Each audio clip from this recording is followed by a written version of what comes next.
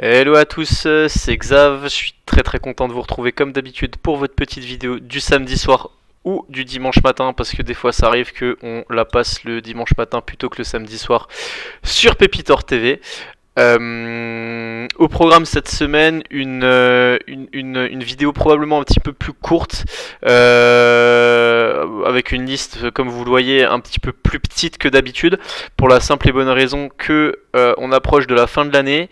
C'est grosso modo, enfin moi je trouve le marché assez dégueulasse. Il y a vraiment très peu d'opportunités. Je pense qu'il faut pas se perdre sur 15 000 valeurs avant la fin de l'année. Voilà, faut prendre un petit peu de recul sur les marchés, surtout voilà, les fêtes de fin d'année et tout ça, profiter un petit peu de la famille. Ce qu'on va faire cette semaine, c'est que du coup, ce que j'ai décidé de faire cette semaine, c'est que je vous propose une vidéo avec une liste un petit peu plus restreinte, mais où on va vraiment dans le concret et on va vraiment sur des valeurs où il y a vraiment un plan bien dessiné, bien propre, qui pourrait s'activer dès la semaine, donc dès le lundi matin. Comme d'habitude, je commence avec un petit débrief du CAC 40. Donc ce qui s'est passé, c'est que si vous vous rappelez, qu'est-ce que je raconte la semaine dernière? La semaine dernière, je vous avais parlé de mon scénario là sur le CAC 40 que je faisais à court terme, c'est-à-dire qu'on était où? Ça c'est mardi. Voilà, on était dans ces environs là et où j'avais dit bah moi mon scénario, c'est qu'on ait le CAC qui vienne direction le support des 6600 points et que derrière, comme vous voyez ici, tac, et derrière on rebondisse direction de nouveau travailler 6800, 6600 dans un range. Christine Lagarde aura eu raison de mon scénario, plutôt m'aura donné tort. Et ce qui s'est passé, c'est qu'on a eu des annonces pas très fameuses de la Banque Centrale. Je crois que c'était c'était jeudi, où on a une Christine Lagarde qui a complètement changé de discours par rapport à ce qu'elle nous racontait depuis, ce qu'elle nous baratinait plutôt depuis un an et demi, parce qu'on savait, nous qui sommes passionnés des marchés financiers, pour la plupart, on savait que ce changement de discours allait arriver. Donc Christine Lagarde, qu'est-ce qu'elle nous disait depuis 2 ans, grosso modo, l'inflation est transitoire, il n'y aura pas de récession. Et ben là, ce qu'elle a dit, elle a complètement changé de discours jeudi. Elle a dit probablement une récession, mais pas longue. Donc sous-entendu, donc à venir sur 2023. Donc sous-entendu, il y a des chances que dans les 6 prochains mois, ça change encore de discours et que ça finisse par dire ah bon bah les gars en fait on a un problème, grosse récession, comme certains l'anticipent depuis un moment maintenant. Mais bref, on n'est pas là pour tergiverser sur ce sujet-là. Quoi qu'il en soit, techniquement, on a cassé. C'est 6600 points, violemment à la baisse, hein, avec des volumes de sortie, donc c'est pas anecdotique. On vient de perdre du coup par rapport au plus haut de la semaine atteint mardi, on a perdu quasiment 6% en ligne droite.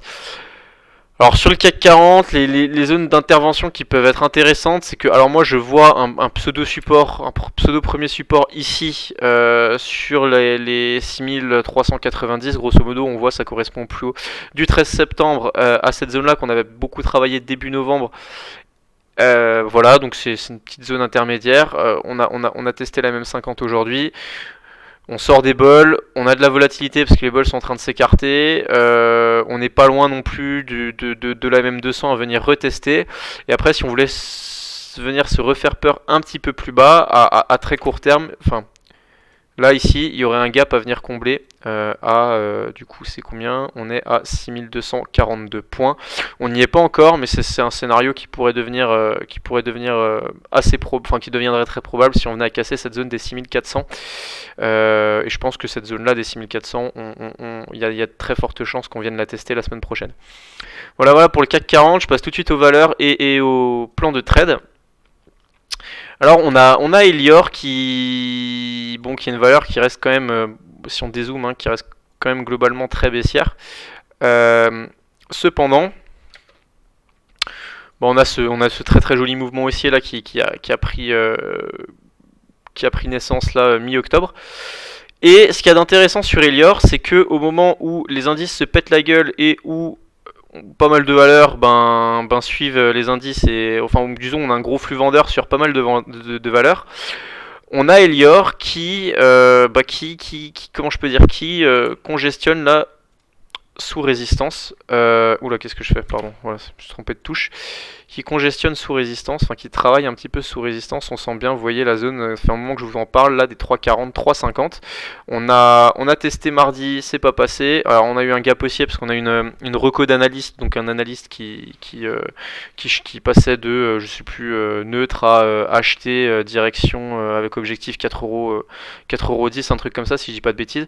Donc il y a eu un gap haussier, des volumes, on a pris plus 12 sur la journée, on a consolidé 2 jours, on est revenu aux alentours de la même 7, on n'est pas revenu fermer le gap et on est en train tranquillement de repartir avec des volumes. Donc c'est une configuration qui est très très intéressante. Comme je vous le dis, on est en train de compresser juste sous résistance à un moment où les indices se pètent un petit peu la gueule. Donc par définition, ça veut dire que c'est une valeur qui est très intéressante à court terme. Moi personnellement, comme vous le savez, je vous avais expliqué, j'étais rentré sur le passage des 2,90 ici, je crois que c'était 2,80, 2,96 ou 97 que j'avais pris, je sais plus, et que je visais 3,40 en premier objectif. J'ai pris des bénéfices là à 3,45, enfin 3,40 exactement mardi. Vendu la moitié de ma ligne et puis le reste pour l'instant je laisse courir, et l'idée c'est de se dire que si on casse du coup les 3,45, on a un premier objectif à 4,29€, venir refermer ce gap qu'on avait laissé ouvert le 24 février ou le 23, du coup le 24, ouais, et après derrière on aurait éventuellement un autre gap si vraiment on voulait accélérer à la hausse et faire un gros mouvement haussier à 5,59. Donc ça c'est les objectifs, disons, on va dire 5,59 ça reste assez moyen terme. 4,29 ça pourrait être assez rapide si ça s'emballe sur la valeur à la hausse, donc à suivre la semaine prochaine. Carmat, Carmat, ce qui est intéressant, on le disait la semaine dernière, on a eu ce gap baissier à cause d'une augmentation de capital qui s'était fait un petit peu, du coup, les augmentations de capital c'est très rarement bien vu par le marché parce que ça signifie une dilution pour les actionnaires qui ont déjà des actions. Donc ce qui s'est passé, c'est qu'on avait la valeur qui avait perdu dans des forts volumes 17% d'une journée. Le prix de l'augmentation de capital, il avait été fixé, le prix de souscription, je crois que c'était 10,50€, et c'est ce qu'on est venu tester cette semaine, une fois 10,50, puis on a fait même un petit peu plus bas, direction les 10,20€. Alors, ce qui est intéressant sur Karma, donc du coup, c'est que on a, deux éléments qui jouent vraiment, enfin 3 éléments même qui jouent vraiment en faveur de Karma, ou 2 éléments qui jouent vraiment en la faveur de Karma, et un élément un petit peu moins, mais qui peut quand même être pris en compte. Ce premier élément-là, c'est que, donc pour lequel moi je m'intéresse personnellement à la valeur, c'est qu'on est quand même sur un titre qui était globalement neutre et qui a perdu 30% en 2 semaines. Donc, théoriquement, on pourrait être tenté de se dire, c'est pas vrai pour tous les titres, c'est pas vrai pour toutes les configurations, c'est pas vrai pour tous les cas, pour tous les cas de figure. Ça pourrait être peut-être vrai pour Karma. On est quand même sur un titre qui vient du coup de paumer 30%, donc théoriquement, on a plus de chances que ça rebondisse une fois qu'il en a perdu 30 qu'une fois qu'il en a perdu 15. Disons, c'est comme ça qu'il faut voir les choses. Ensuite, c'est le premier élément. Ensuite, deuxième élément, on a une augmentation de capital qui s'est faite à un prix de du coup 10,50€. Un prix de souscription à 10,50€, donc pour les actionnaires institutionnels, etc. Donc qui ont eu une entrée, un prix d'entrée assez intéressant. Donc, du coup, les cours ont été attirés par cette zone de prix qui, comme on le voit, commence à réagir. Sauf qu'en dessous, et dans le même temps, on a des marchés qui en ce moment sont pas trop bien, qui n'ont pas bien pris la mauvaise nouvelle forcément de la BCE. Donc on pourrait se dire qu'on pourrait peut-être faire un excès baissier, et cet excès baissier, je vois une zone pour vraiment l'anticiper. Ce serait entre le gros support horizontal des 10€ comme on le voit là, et le gap à venir combler ici qui date du 28 mars, vous voyez, c'est un gap aussi à l'époque, je ne sais pas sur quelle news, à on va dire 9,70€. Donc en théorie, moi ce que j'observe, c'est du coup Karma peut-être pouvoir en acheter là si elle perd encore 5% potentiellement pour le premier achat et 8% pour le deuxième, 7,5% pour le deuxième. Donc viser se dire, allez, peut-être faire une première entrée sur les 10€ et une deuxième entrée si on va fermer le gap à 9,70 avec derrière un stop, je sais pas, sous 9,50, un truc comme ça, pour pas vous faire entuber. Et l'idée du coup, ce sera de se dire, on prend cette zone là et derrière on joue un rebond direction ici l'ancien support devenu résistance des 11,20 € et on voit bien la zone, c'était aussi les plus hauts du 8 décembre. Donc ça c'est pour Karma. Je prends bien le temps d'expliquer quand il y a vraiment des situations très particulières. Vous verrez, il y a aussi des valeurs où ça ira beaucoup plus rapidement. Mais je mets un point d'accent quand même à faire un petit peu de pédagogie de temps en temps. Katana. Alors là, Katana, ce que je vais observer, ce qu'on disait la semaine dernière, il me semble, c'est peut-être qu'on pourrait avoir qu'on arrivait sur une grosse résistance là au niveau des 6,40 € après un joli rebond et des bons résultats. On voit que la zone, du coup, elle n'était pas anecdotique et ça a bien réagi. Hein. Bon, on n'est pas au point près. Nous, on parlait de la zone des 6,30, 6,40. On a tapé 6,50 avant de consolider. Alors là, moi, ce que je vais vraiment être très sélectif et je vais vraiment m'intéresser à des configurations très très particulières, vraiment au point près, à plus ou moins 1%. Je ne veux prendre aucun risque supplémentaire sur cette fin d'année. Du coup, techniquement, ce qu'on pourrait se dire, c'est que échec sous résistance grosso modo des 6,40 €, 6,50 € sur Katana, et besoin de consolider après un fort mouvement haussier. Moi, ce que je vais vraiment observer, c'est la config type, c'est on a l'accélération, on a les moyennes mobiles qui décalent à la hausse, et on se met tranquillement à consolider. La même set ne tient pas, ça veut consolider, donc derrière moi ce que je vais observer c'est un éventuel contact avec la MM20 pour jouer un non-croisement haussier M7 M20 dans les 2 prochaines semaines, qui pourrait se mettre en place évidemment si on a si on a ce contact, voire un petit peu en dessous sur la MM20. Donc ce que moi je vais observer principalement c'est la semaine prochaine, vous voyez l'orientation, c'est-à-dire que lundi, mardi, mercredi la MM20 va continuer de monter. Ce que je vais observer moi c'est comment ça va réagir du coup si on vient tester sur la zone des 5,85 € et plus ou moins 1%, 1,5% et la MM20. Et en fonction de ça, je prendrai éventuellement position pour, comme je vous l'ai dit, jouer le non-croisement haussier derrière qui pourrait emmener s'il se matérialise, sur un dépassement de la résistance des 6,40 €. Et derrière, on pourrait potentiellement viser la MM200, voire un petit peu plus, et si ça voulait accélérer, dans le meilleur des mondes, viser 7,50 €. Voilà pour Katana. Médincel, on en parle toutes les semaines depuis un moment. Pas de grands changements, ça reste toujours intéressant et encore plus cette semaine quand on voit qu'on a réussi à globalement bien tenir alors qu'on a le CAC 40 qui a perdu 6%. D'ailleurs à très bien tenir vu qu'on termine la semaine quasiment au plus haut. Toujours le même scénario. Bon, moi j'ai des titres, j'étais rentré à l'époque, vous savez, sur les 5,80 € ou 5,85 € ici dans cette zone-là, quand je visais à la base le non-croisement haussier de M7 et de MM20, qui s'était pas tout à fait matérialisé. On voit que c'était pas reparti vers le haut, mais on avait quand même eu si je zoome bien, ce petit, comment dire, on le constate assez aisément. Vous voyez, ce petit refus de la même 7 de croiser la même 20 et derrière on a la reprise des cours et depuis ça tient bien, on a tenu la même 20. Du coup là ce qu'on vise c'est le dépassement là des 6,70 €, 6,75 € pour viser une accélération avec un objectif un premier objectif, un premier TP personnellement pour moi qui reste toujours le même, c'est la fermeture du gap ouvert le 20 avril, donc il y a 8 mois à 8,53 €. Technip Energy, valeur que j'ai en portif aussi, j'ai acheté cette semaine là sur le support qu'on avait identifié la semaine dernière préalablement là sur les entre 14,80 € et 15 €. L'idée est la même, c'est que c'est un titre, pourquoi il m'intéresse? Parce que il est sur support, il réagit pas trop à... Il y a toujours des gros volumes qui s'échangent à la clôture, c'est assez... je sais pas si ça veut dire quelque chose sur ce genre de valeur, mais vous voyez, si je me mets en une minute pour vous montrer, vous avez la plupart des volumes ici, on le voit, vous avez 645 000 titres qui s'échangent au fixe, donc là, je sais pas, ça doit être 80% des volumes de la journée, ça doit représenter, vous faites 700, 7 x 15, ça représente plus de 8 millions d'euros. Je repasse en journalier parce que c'est ce qui nous intéresse. Et l'autre chose, donc cette tenue de support qui m'a intéressé, qui m'a alerté. Là, l'idée c'est bon, je visualise un range entre 14,80 et 16 euros. Bah, l'idée c'est de retourner à 16 euros dans un premier temps. Et après, l'autre chose qui m'a un petit peu mis la puce à l'oreille, c'est que bah, on est au contact de la MM7 hebdo qui est très très haussière. On voit le mouvement haussier qui s'est bien enclenché. Et là, ça pourrait être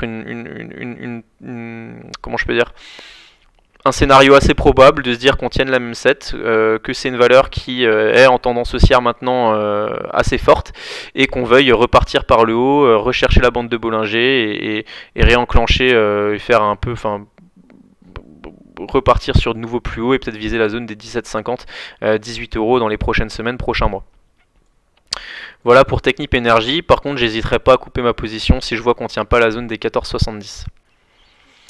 Spingard, petite valeur un petit peu plus spéculative, il n'y a pas trop de volume qui s'échange, donc faites attention. Par contre, il y a un graphique qui est assez intéressant. Alors assez intéressant à court terme, évidemment, hein. C'est-à-dire que si on dézoome, on se rend compte que c'est un titre qui est très très baissier globalement depuis un moment.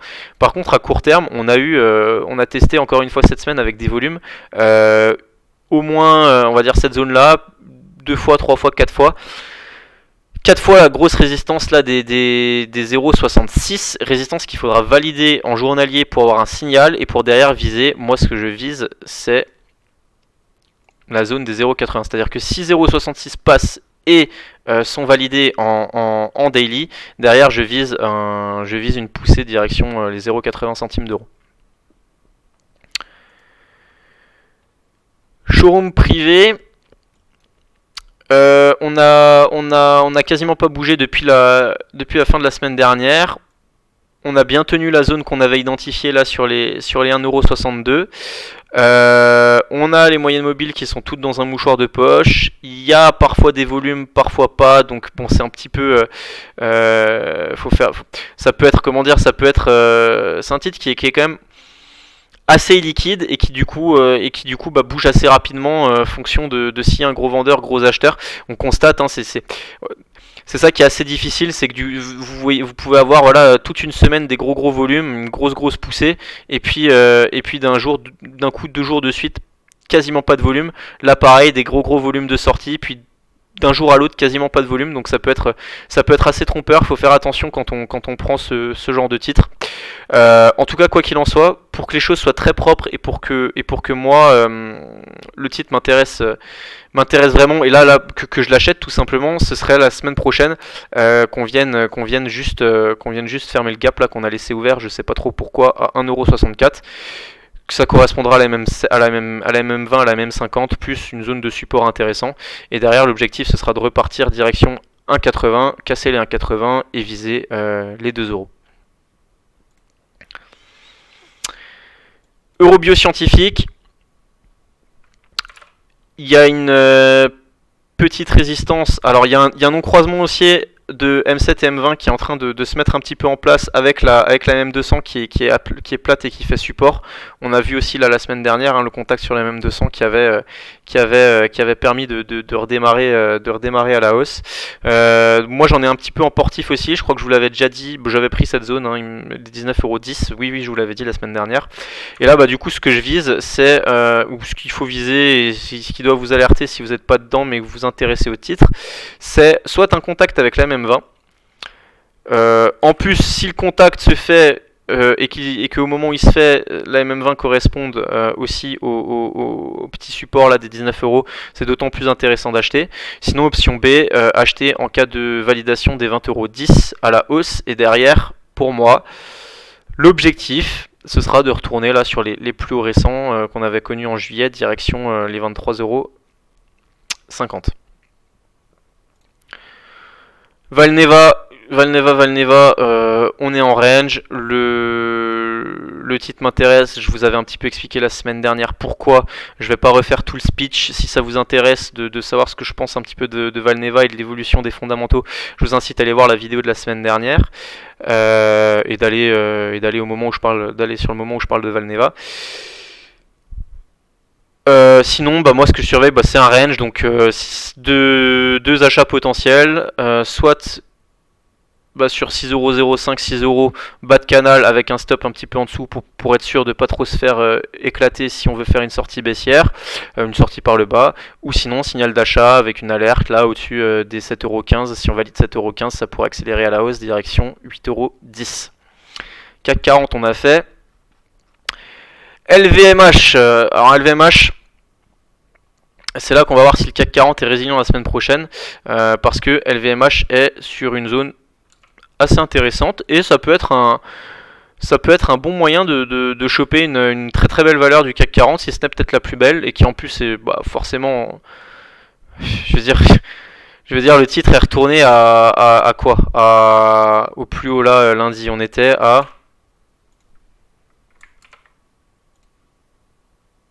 Voilà, moins de 1% des plus hauts historiques, alors qu'on est sur une année extrêmement compliquée, que le CAC 40 est quand même en baisse de 10% sur l'année. Puis vous avez LVMH, bon il y en a d'autres, vous avez Total Energy, vous avez LVMH qui sont un petit peu des ovnis, et qui surperforment complètement le marché, donc qui sont des valeurs qui en tant qu'investisseur, je dis bien en tant qu'investisseur, doivent vous intéresser. En tant que trader ça peut aussi vous intéresser, mais c'est pas ce qu'il y a de plus volatile, et c'est pas les valeurs sur lesquelles on s'amuse le plus. Quoi qu'il en soit, techniquement, moi, il y a potentiellement cette zone-là, on a quasiment touché aujourd'hui, qui m'intéresse, donc la zone des 683€. Pourquoi? Parce qu'il y a un gap à combler là qui date du 11 novembre, et en plus c'est une zone sur laquelle on avait fait un point bas là le 22 novembre, donc théoriquement une zone sur laquelle les cours pourraient réagir, surtout après avoir perdu quasiment 8% en ligne droite. Donc si on chopait cette zone dans l'optique de retourner sur les plus hauts là récents, ce serait quand même un trade qui pourrait vous faire plus 8, plus 8,5%, plutôt plus 8 en enlevant les frais d'ordre. Excusez-moi. Ipango, j'en ai encore un tout petit peu en portif, je me suis fait bien sortir là sur la cassure des 1,30€ cette semaine, ça faisait un moment que j'en avais. Du coup on est retourné plus bas que le prix initial auquel j'avais acheté. Moi j'étais rentré sur le titre à 1,16€, je crois que c'était ici là, ou cette journée, je sais plus, bref en novembre. Du coup on est revenu sur un support intéressant, daily, plus MM50, il n'y a pas de volume, mais on fait une bougie intéressante. Mèche à la baisse, mèche à la hausse, je sais plus le nom de la bougie, mais ça doit être un doji ou quelque chose comme ça. Bref, on a tapé MM50 qu'on n'avait pas retesté depuis le début du mouvement haussier. Donc potentiellement à suivre pour un rebond technique la semaine prochaine avec un stop sous 1,10€ si le titre vous intéresse.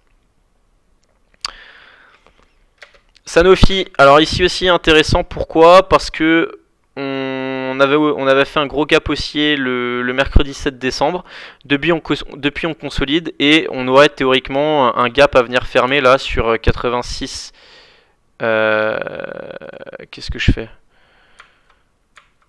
Sur 86,50, 86,50, ouais. Et en plus ça correspond 86,50 qui donc un gap qui attire les cours, un gap baissier qui attire les cours, et qui en plus correspondrait, donc si le point de contact théoriquement là si on le fait lundi ou mardi, ça correspondrait à un support oblique haussier. Donc l'idéal pour avoir un bon ratio gain-risque et pour essayer de choper un titre qui depuis le 30 septembre est globalement en tendance haussière. On a une MM200 plate, donc c'est pas le graphique le plus beau. L'autre intérêt de Sanofi, c'est que j'ai un petit peu regardé le secteur de la santé, notamment les comparables américains, donc c'est-à-dire Sanofi c'est dans le top 10 des plus gros labos au monde, donc j'ai regardé un petit peu d'autres gros labos parmi lesquels Pfizer, Merck, Eli Lilly, je sais plus, AbbVie aussi je crois, dans tous les cas Roche aussi, Roche Novartis. Dans tous les cas, si on regarde tous ces graphiques là, on se rend compte que tous ces labos pharma sont au plus haut historique, ce qui est pas le cas de Sanofi. Donc Sanofi sous-performe actuellement son marché, son secteur d'activité. Et du coup, ça pourrait être intéressant d'éventuellement profiter de cette entre guillemets anomalie de marché. Alors après, je suis pas un expert de Sanofi, peut-être qu'il y a des choses fondamentalement qui expliquent que la valeur sous-performe son secteur et sous-performe d'autres gros labos pharma. En tout cas, moi, c'est comme ça que je vois les choses et je me dis, bah, ça pourrait être une valeur intéressante, avoir quelques titres qui traînent en portefeuille en 2023 pour voir ce qui se passe, parce que moi, je crois vraiment à un rattrapage sur la valeur et je pense qu'on pourrait retourner sur les plus hauts historiques.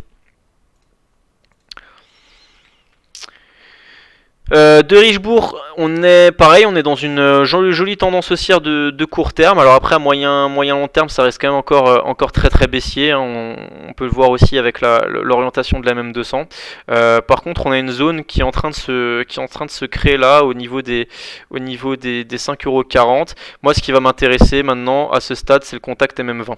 On a vu la dernière fois qu'on a fait ce contact MM20, derrière on a fait un non-croisement et on a fait un point bas, pardon, et on est du coup reparti à la hausse et on gagne actuellement, si on avait chopé le contact MM20, on gagne 15%. Donc moi mon idée ça va vraiment être de choper ça. Si en plus ce point de contact MM20 il correspond à une zone de support horizontale, c'est un argument supplémentaire comment dire quant à la fiabilité de la zone. Donc c'est ce que j'observe sur De Richebourg pour derrière retourner sur les plus hauts là à 6€, voire viser un petit peu plus haut peut-être, hein, si vraiment ça vous laisse emballer sur les titres. Moi je vois toujours la zone des 6,50€. Pierre et Vacances, depuis le gap haussier et le cassure de la résistance horizontale là qu'on avait ici, on le voit clairement. Hein. Tac. Vous voyez un gap haussier au-dessus de la résistance. Premier échec, deuxième échec, gap haussier, on accélère, il y a des volumes. On gagne encore aujourd'hui 16%. L'idée, c'est toujours de viser le gap. Beaucoup de gaps hein, quand même, hein, mine de rien. Quasiment toutes les valeurs que je présente, il y a des gaps, ça c'est incroyable. Enfin, c'est marché en ce moment, c'est quelque chose quoi. Donc on a aussi une zone de support court terme du coup qui s'est dessinée là sur Pierre et Vacances. Moi c'est ce que j'observe. Éventuellement là, j'ai quelques titres en portif, mais ce que j'observe pour éventuellement renforcer, c'est un retour sur on va dire 0,98, 0,99. Et sinon, si la zone tient pas, on pourra essayer de chercher la même 20 qui n'a pas été retestée depuis le début du mouvement haussier, dans l'optique d'anticiper un éventuel non-croisement haussier qui pourrait donner entre la M7 et la M20 qui pourrait donner la force suffisante au titre pour aller fermer son gap des 1,16€. Carbios, alors attendez, je vais juste un petit peu alléger le graphe et remettre ce qu'on disait la semaine dernière. Il me semble qu'on voyait un truc comme ça, un sorte de biseau haussier ou canal haussier, je sais plus. Bref. En tout cas, ou plutôt on va faire ça comme ça, c'est plus simple. Je crois que c'est même mieux. Pour moi là, il y a une zone intéressante. On était dans un triangle ascendant, on a cassé par le haut, il y a eu des gros volumes.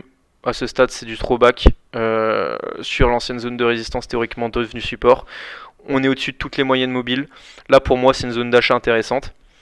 Si on voit que ça tient pas, la deuxième zone, ce sera en cas de retour là sur le support oblique haussier.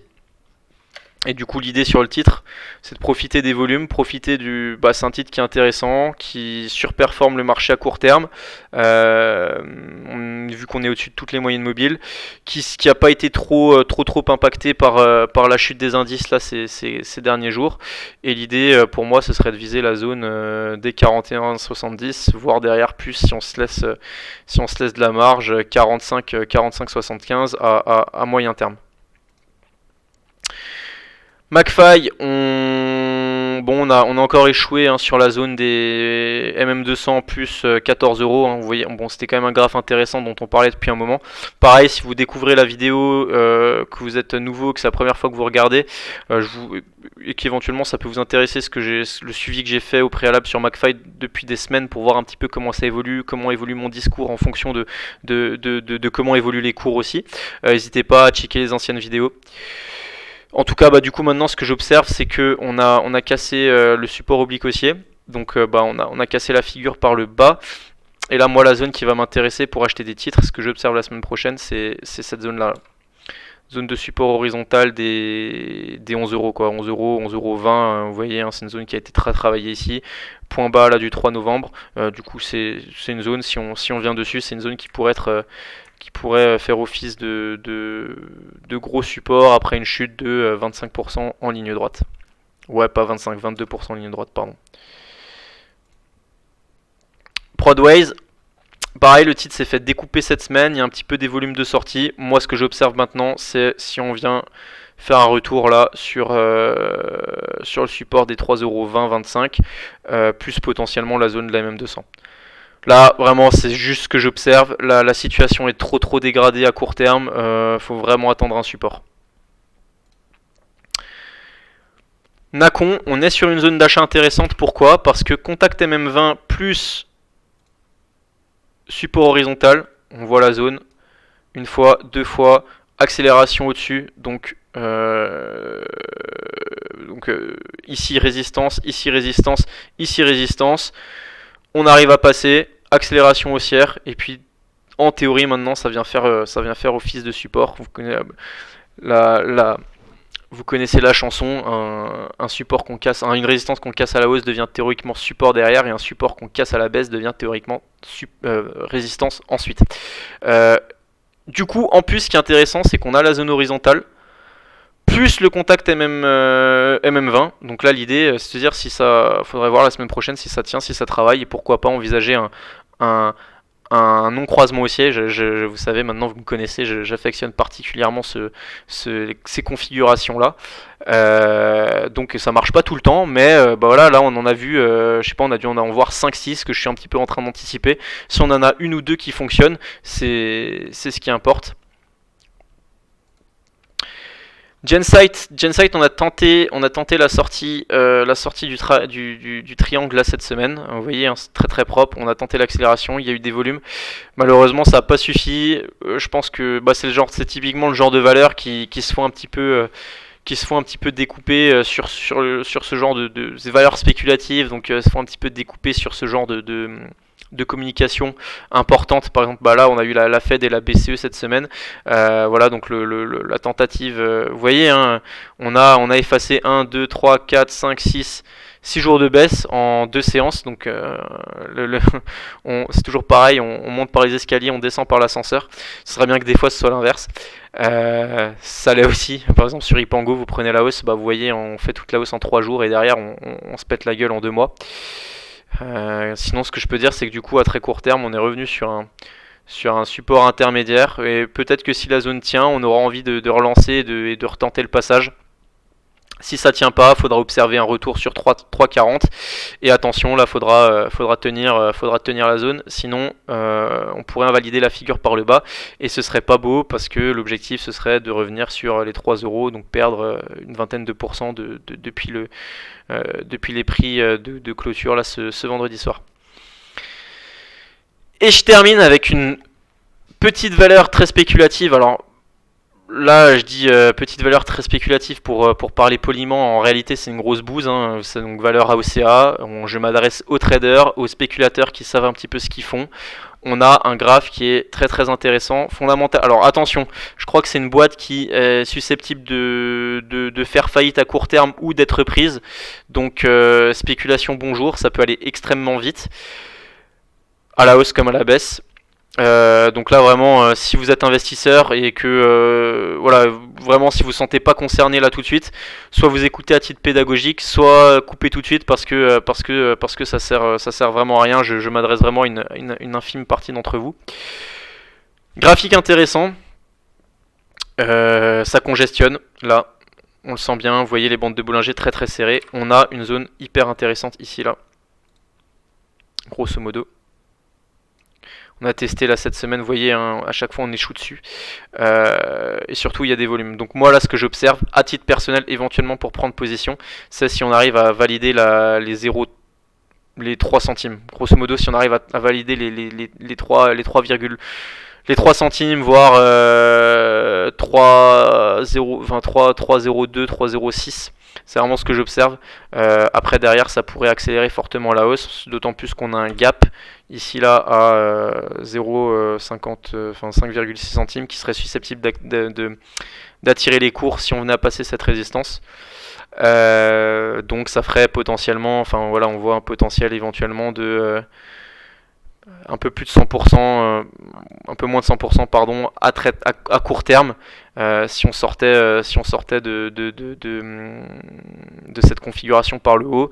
Attention, c'est très très spéculatif, vraiment, hein, voilà, on a un potentiel de 100% éventuellement à court terme si les planètes s'alignent, mais c'est une boîte qui peut faire moins 50 en un jour, voire plus, donc très très très très attention, mais c'est le scénario spéculatif un petit peu que moi j'observe, ou très spéculatif plutôt, que j'observe pour la semaine prochaine.